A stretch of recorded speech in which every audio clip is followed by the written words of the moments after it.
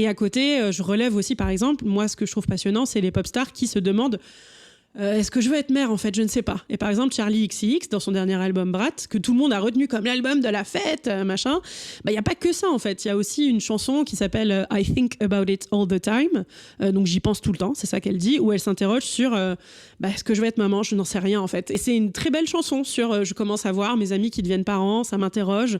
Mais est-ce que je peux avoir cet amour-là? Est-ce que ma vie va changer? Je pense que je suis en même temps avec la bonne personne, donc est-ce qu'il faut le faire? Et je trouve ça bien qu'il y ait aussi parce que d'un côté, finalement, le revers parfois de ces pop stars qui mettent beaucoup en avant la maternité, c'est que parfois elles ont tendance à la sacraliser et beaucoup l'idéaliser et pas vouloir trop raconter les côtés voilà, plus difficiles, l'impact que ça peut avoir sur elles.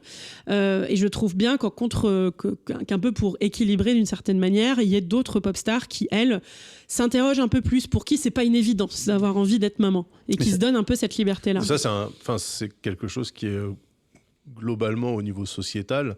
Le fait, par exemple, que des mères disent « j'ai fait des gosses ».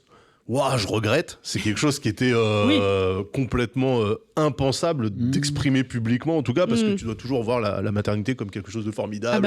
En fait, là, on arrive quand même à un truc où c'est plus accepté quand même d'avoir aussi des gens qui disent moi, je me sens pas prêt à avoir des enfants, donc me cassez pas les couilles avec ça.